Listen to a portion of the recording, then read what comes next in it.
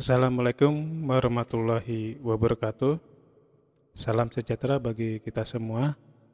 Dalam kesempatan hari ini kita berjumpa lagi dalam mata kuliah interaksi manusia dan komputer.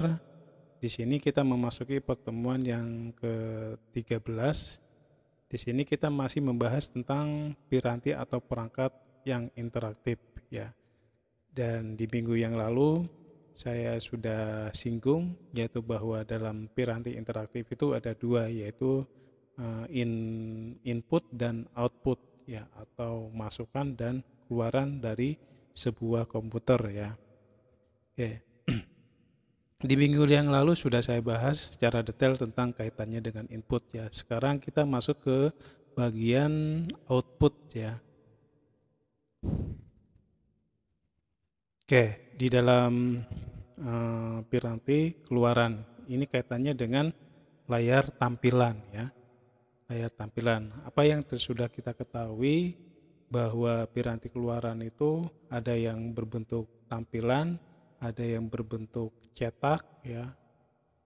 Itu biasanya dua itu yang sering kita lihat ya. Kalau tampilan itu berarti kaitannya dengan layar ya. Terus kalau kaitannya dengan cetak itu berarti printer.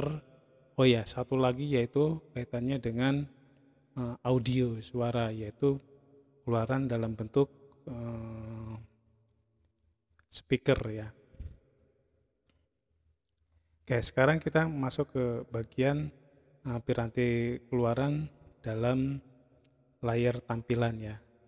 Nah, layar tampilan di sini adalah sumber utama informasi ya, dan harus diakui memiliki keterbatasan dibandingkan kertas ya. Tapi sekarang ini kalau kita lihat untuk apa yang kaitannya dengan layar tampilan akan lebih interaktif ya dibandingkan dengan kertas ya. Karena di sini yang tadinya gambar diam bisa berubah menjadi gambar hidup ya. Berbeda dengan kertas di sini. Dan tentunya juga bisa menampilkan multimedia ya. Jadi media yang di dalamnya banyak unsur-unsurnya ya, mulai dari gambar, terus teks, audio, animasi, dan video ya. Itu ya. Terus pada dasarnya semua layar tampilan memiliki 3 komponen utama ya. Yang pertama yaitu pengingat digital atau frame buffer ya. Jadi di sini ada unsur digitalnya. Nah, terus yang kedua layar penampilannya ya, atau layar untuk view-nya di sini.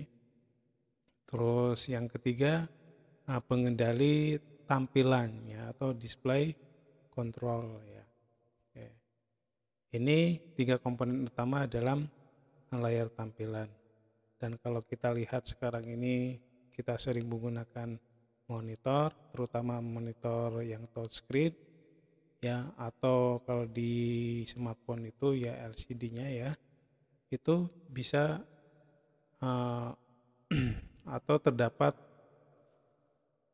3 komponen ini ya, yaitu mengikat digital, layar penampil, dan pengendali tampilan. Terus di sini untuk kaitannya dengan layar tampilan ada 2 macam cara menampilkan gambar ya. Ada yang vector display dan ada yang raster display. Ya, kalau vector display itu pengingat digitalnya berisi daftar tampilan dan program tampilan ya. Kalau raster digital yaitu garis, karakter, dan bentuk-bentuk lain digambar berdasarkan komponen terkecil, yaitu titik yang sering disebut sebagai pixel ya. Kalau secara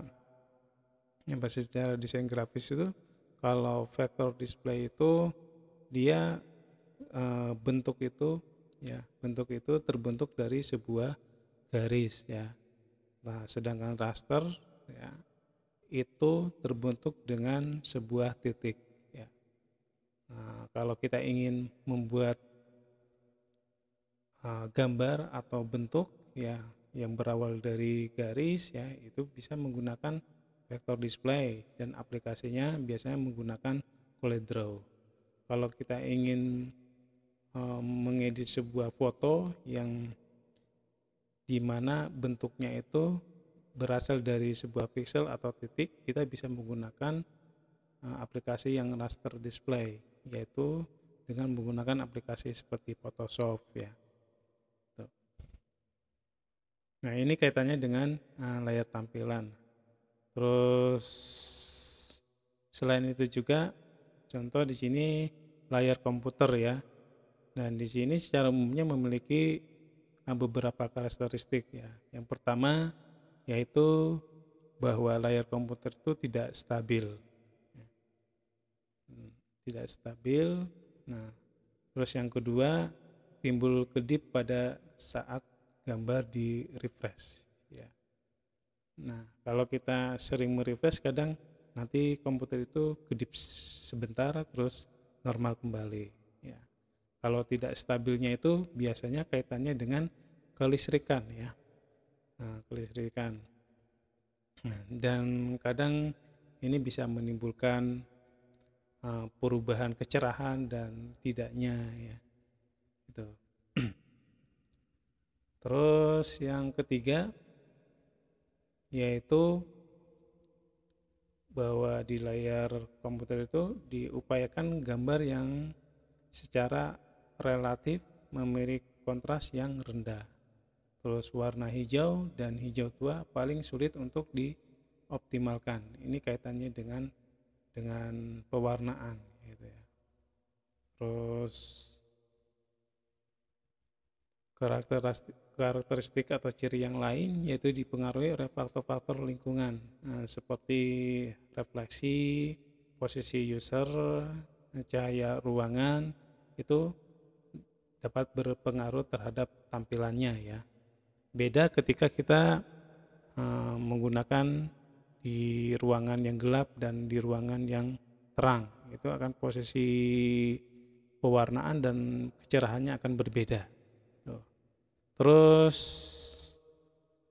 di sini rentan terhadap naik turunnya tegangan listrik. Ya, ini kaitannya dengan adanya ketidakstabilan, ya, sehingga akan merubah ke komponen yang lain ya, mulai dari kecerahan, terus pewarnaan, ya. Terus dapat membuat mata cepat lelah untuk layar yang CRT ya.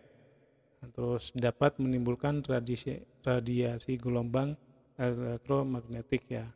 Kalau CRT itu contohnya yang monitor tabung ya. Tapi sekarang teknologinya sudah berkembang ya. Ada yang LCD dan LED. Nah, LED itu yang terbaru, itu biasanya tidak akan terlalu cepat lelah untuk di mata itu. Oke. Ini kaitannya dengan warna ya. Jadi pedoman warna dalam piranti keluaran ya. Nah, jumlah warna idealnya itu maksimal 5 sampai 10 warna ya. Terus di retina manusia itu, maksudnya retina mata manusia itu tidak sensitif terhadap warna merah dan hijau. Nah, oleh sebab itu informasi yang dimasukkan untuk mencari perhatian tidak menggunakan warna tersebut ya, karena kaitannya dengan daya tangkap retina mata manusia ya, yang tidak sensitif terhadap warna merah dan hijau.